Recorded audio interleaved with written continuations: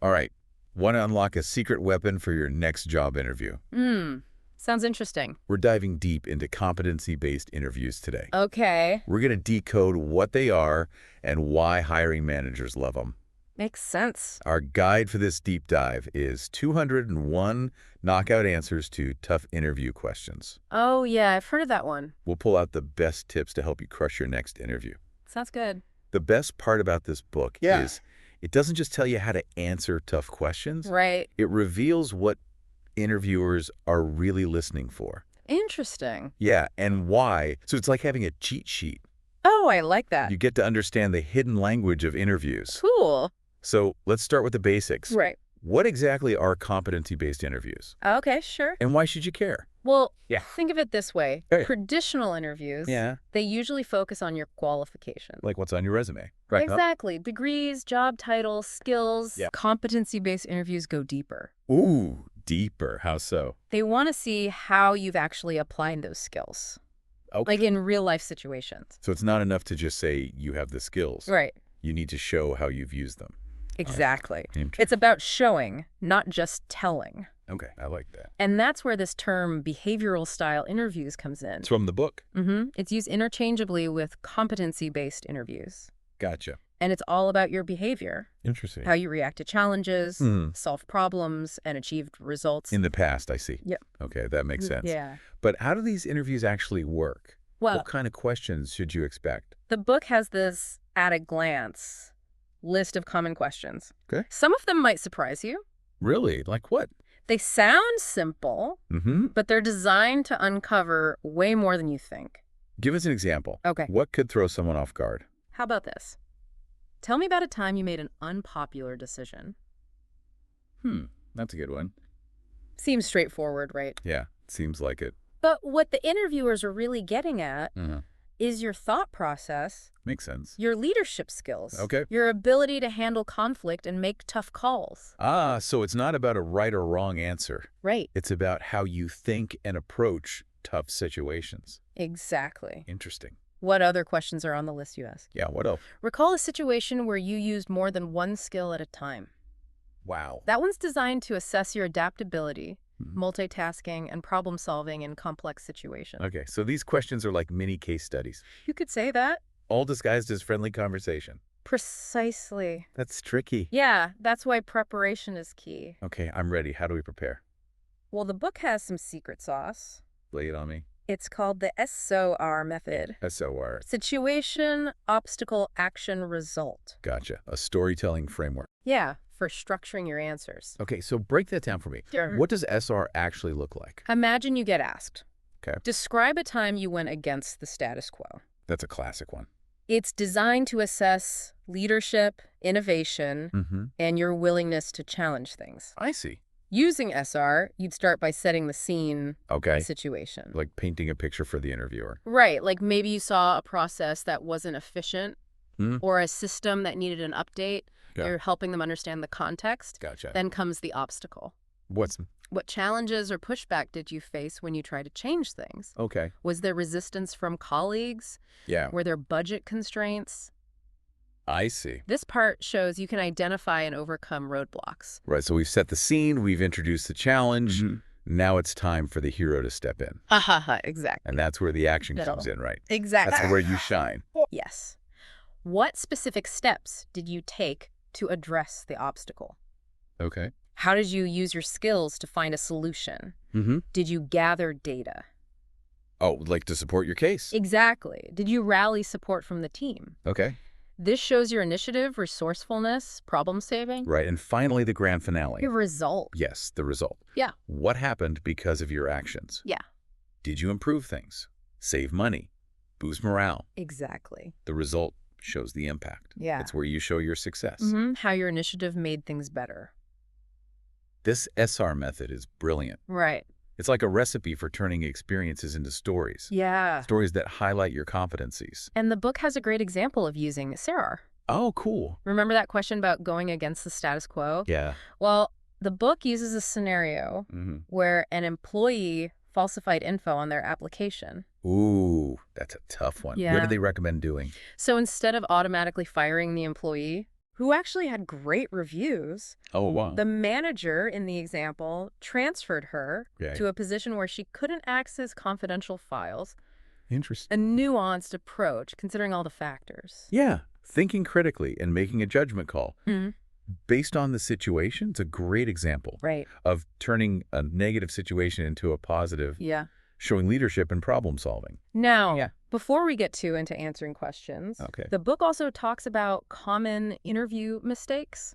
Oh, right. Mistakes that can hurt your chances. Oh, no. Like, what should we avoid? One mistake is taking charge of the interview. Interesting. You want to be engaged and enthusiastic, of course. Yeah. But there's a line between confidence and being domineering. Okay, so let the interviewer lead. Exactly. Gotcha. What other red flags are there? Yeah, what else do interviewers look for? Another big one is not giving specific examples. You can say you're a team player all day long, but without examples, it's just words. So instead of saying, I'm great at meeting deadlines, Right. you should share a story about a time you actually did it, Exactly. highlighting what you did and the good outcome. Paint a vivid picture. Show, don't tell. Exactly. And speaking of showing your best self, Yeah. another mistake is being overly modest. Oh, It's like they think they're bragging if they highlight their achievements. right. It's about finding the balance. Between confidence and humility. Yes, but remember, the interviewer wants to know if you're the right fit. Right. Don't be afraid to own your successes and show off your skills. Yeah, because if you don't believe in yourself, Right. why would they believe in you? Exactly. And what about checking the time? Is that bad? Oh, yeah, absolutely. Even if we're nervous. It shows you're not fully present.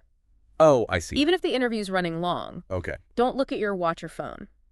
It's like saying I have better things to do. Exactly. Not a good look. Yeah. We've talked about the questions and mistakes to avoid. Yeah. But what else can we do to stand out? Ooh, good question. What's the secret? Well, the book suggests a personal brand statement. Okay, what's that?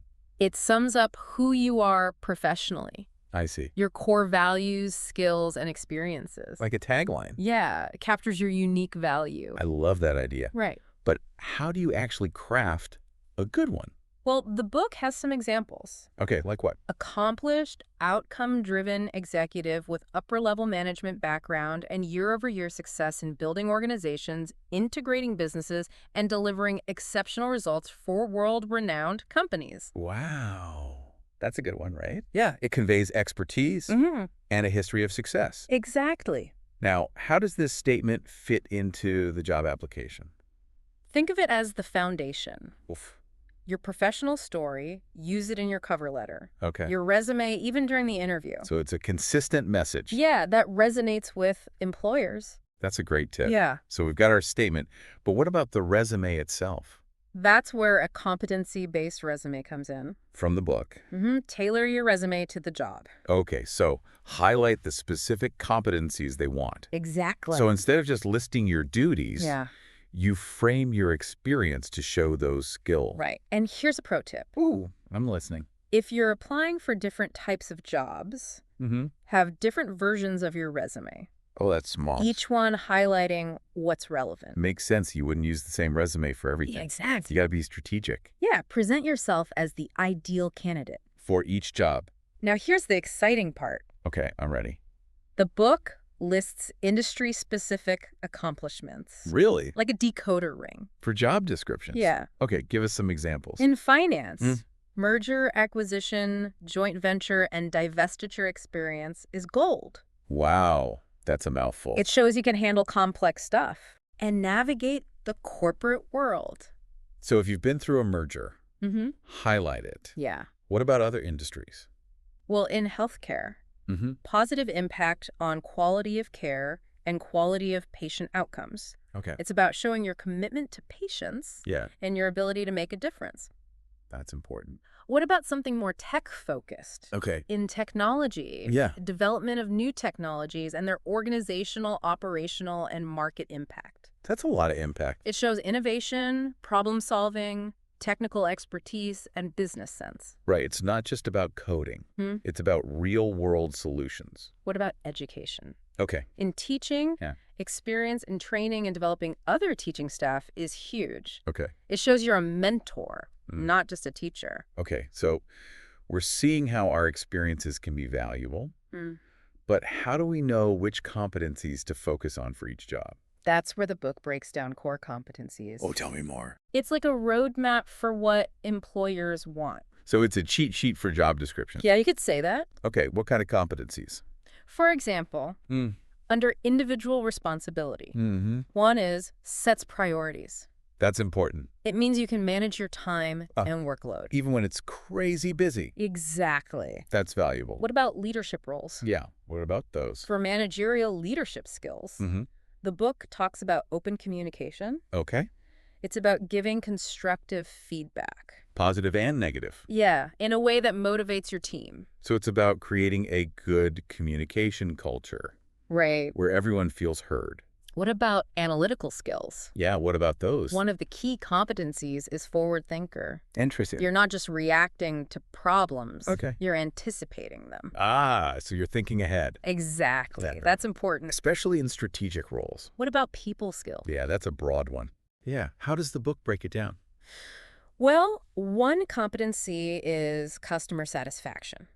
Makes sense. Creating an environment where customers feel valued. Right. Encouraging them to come back. And tell their friends. Exactly. This is all starting to make so much sense. Right. The book is giving us the tools to understand what employers want and how to present our skills. Exactly. I'm feeling more confident already. That's great to hear. So now that we've got a good understanding of the basics, let's dive a little deeper. All right, I'm ready. This is really eye-opening stuff. I know, right? It's like we're getting a behind-the-scenes look at how hiring decisions are made. It's all about understanding the game. Yeah, and playing it strategically. Exactly. You know, one thing that struck me while we were talking about these core competencies, it's not just about memorizing answers. Right. It's about really understanding your own experiences. Oh, absolutely. And how they show those competencies. The best answers come from genuine reflection. Not from canned responses. You got to connect the dots. Between your past experiences and what the employer wants. It's like translating your experiences into the language of competencies. Exactly. So if you're listening to this right now, I want you to think about your own career. Okay. Think about a time you faced a challenge at work. A tough situation. Yeah, what obstacles did you overcome? What did you do? And what was the result? How could you turn that into an interview success story? That's a great exercise. Yeah, it helps you prepare. A key is being able to explain your experiences. In a way that shows your skills. Right. And how you've achieved good outcomes. It's all about the impact. Okay, let's go back to those interview mistakes. Oh, yeah, those are good. It's so helpful to know what not to do. Right. What else should we be careful of? One thing is not giving specific examples. Some people speak in generalities. That doesn't really show their abilities. Like saying, I'm a great team player. Yeah. Without a story to back it up. Exactly. The interviewer wants proof, not just claims. Right. They want to know how you're a team player. Not just that you are one. You got to give them the evidence. Show them, don't just tell them. Paint a picture. Help them see you in action. Another trap is being vague about accomplishments. Oh, yeah. Some people are afraid to toot their own horn. I get that. I don't want to brag. You want to be humble. But you also got to be confident. Right. It's a balance. Remember, the interviewer is trying to decide if you're the right fit. Exactly. So you have to show your strengths. And how you've used them successfully. Your successes. Exactly. Now let's talk about closing the interview. Okay. How do we end strong? The book says a strong closing statement is important. Okay. It's not just saying thank you. Right. You got to reiterate your interests. And summarize your qualifications. Yeah, it's your last chance. To show them you're the one. Exactly. What's the best way to do that? The book suggests the balance sheet close. Ooh, what's that? You remind them of the key competencies. Okay. And connect them to your background. Ah, I see. You could say something like, yeah. From our talk, it's clear this role needs strong analytical skills and project management experience. As I've shown, I have a proven track record in both. Successfully leading multiple projects. That's really good. Right. It's like a summary of your qualifications. It shows you were listening. And engaged. And don't forget to ask about next steps. Oh. When will you hear back? Anything else they need from you. Shows you're proactive. Exactly. Okay, so we've nailed the closing. What about after the interview? The follow-up is just as important. We can't just disappear. Exactly. What do we do? Send a thank you note. Within 24 hours. Okay. But not just any thank you note. Oh. A competency-based one. What's that? You reinforce your qualifications. Okay. And why you're a good fit. So we're not just saying thanks for your time. Right. We're reminding them why we're the best. The book suggests the core competency focus. Okay, tell me more. You pick the top 3 competencies from the interview. Okay. And write a thank you note addressing each one. So you could start by saying, Yeah. Thank you for interviewing me for the marketing manager position. I enjoyed learning more about the role, and I believe my skills and experience are a great match. Perfect. And then I'd give examples of those competencies. Exactly. Showing how my experience matches what they need. It keeps your qualifications top of mind. That's smart. Here's another tip. I'm all ears. Don't be afraid to tell a story in your letter. A story. In a thank you note. It's called the storytelling follow-up letter. Okay. It makes your letter stand out. I love stories. Share a short anecdote. About? An accomplishment or a time you overcame a challenge. Something I didn't have time to share during the interview. Exactly. So it's personal and memorable. But keep it concise. Okay. And related to the competencies. Gotcha. Now let's talk about industries. Okay. The book has a lot of info on specific industries. This is great. It's like a cheat sheet. For tailoring your resume and answers. Yeah, speak the language of each industry. Okay, I like that. For example, in finance, they value things like managing accounts payable and receivable, conducting variance analysis, preparing audits, liability management. Wow, that's a lot. It shows financial expertise and a deep understanding of the processes. So if you're applying for a finance job, yeah, make sure you highlight those skills. What about other industries? Yeah, like banking. In banking, it's all about audit controls and reports. Okay. Asset management, credit analysis, loan processing, portfolio management, risk management. So many things. It shows you know your stuff. What about something more hands-on, like construction? In construction, they look for blueprint reading, budgeting, contract administration, cost reduction. Makes sense. Project scheduling, quality control, risk assessment. It's not just about being a skilled worker. Right. It's about the whole project. Exactly. What about customer service? They value account analysis, complaint resolution, customer retention, order fulfillment, problem resolution, service negotiations. All about keeping the customer happy. Exactly. What about educational administration?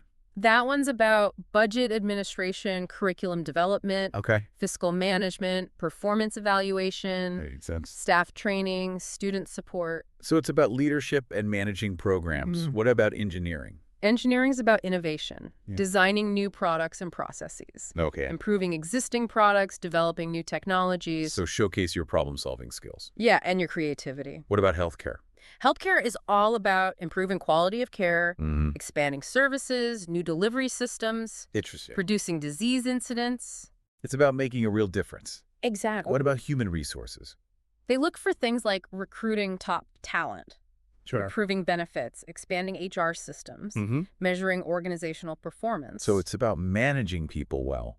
And creating a positive workplace. What about the legal profession? In law, it's alternative dispute resolution, legal research, managing litigation, preparing documents, negotiating settlements. It's about expertise and advocacy. What about management and executive roles? Yeah, what about those? They want to see budget administration, business process engineering, continuous improvement, fiscal management, market trend analysis. It's about leadership and strategy. Exactly. What about manufacturing and operations? They value continuous improvement processes. Reducing cycle time, optimizing inventory, ensuring on-time delivery, managing supply chains. So it's all about efficiency and quality. What about marketing? Marketing is about brand management, budget management, concept development, media placement, strategic planning, vendor selection. It's creative and strategic. What about public relations? Oh, yeah. How's that different? It's similar. Brand management, budget management, media liaison, press releases, special events, strategic communication planning. So it's all about communication. And building relationships. What about purchasing and logistics? They value contract negotiation, inventory management, expediting orders, securing quotes, vendor selection. So it's all about getting the best deals. And managing the process. What about retail management? Retail is all about customer relationships. Overseeing distribution, training employees, controlling inventory, improving store operations. So what's the customer experience? and running a smooth operation. What about sales? Sales is about building relationships, managing accounts, developing strategies, expanding territories, exceeding quotas. It's all about closing those deals. And last but not least, what about teaching? Teaching is about curriculum development, innovative methods, training other teachers, measuring student performance. It's about passion and making a difference. What about technology? Yeah, it's such a big field. Technology is all about developing new tech, implementing emerging tech, showing the financial benefits. It's about staying ahead of the curve. Exactly. Wow, we've covered so much. I know, right? This book is a gold mine. It's amazing how much it covers. It's like a job seeker's Bible. I love that. It gives you everything you need To succeed. no matter what industry you're in. That's the best part. I know, it's really impressive. It's packed with useful stuff. It really is. This book has given us a lot to think about, especially when it comes to getting ready for these interviews and tailoring our approach for different industries. It takes the guesswork out. Yeah, it's like they've given us the answers. A roadmap to success. I think one of the biggest takeaways for me is the focus on self-awareness. Oh, yeah, that's important. And always learning new things. Absolutely. The job market is always changing, right? It's constantly evolving. So we have to keep learning and growing. To stay ahead of the game. Yeah, to stay competitive. The book talks a lot about having a growth mindset. Being open to new things. Challenges and opportunities. Exactly. It's not just about getting the next job. Right. It's about being adaptable. And always improving. The book encourages you to figure out Yeah. what your core competencies are. Your strengths and weaknesses. And then make a plan to improve. Take control of your career. Be proactive. Don't wait for things to happen. Make them happen. That's the key. So no matter where you are in your career, whether you're just starting out or you're a seasoned pro, this book is for everyone. I highly recommend checking it out. 201 knockout answers to tough interview questions. It's a fantastic resource. It can really help you navigate the job market. And achieve your goals. I think it's a game changer. It gives you the knowledge and strategies you need to succeed. No matter what industry you're in. It's a must-read. Well, that wraps up our deep dive into competency-based interviews. We hope you're feeling empowered. And ready to tackle your next interview. With confidence. Remember, preparation is key. Take some time to think about your experiences. Identify your strengths. Practice telling your story. Use the SR method. And tailor your resume and answers to each job. Speak the language of the industry. Show them you're the perfect fit. With the right mindset. And preparation. You can land that dream job. Thanks for joining us on The Deep Dive. We'll be back soon. With another exciting episode. Exploring new ideas. See you next time.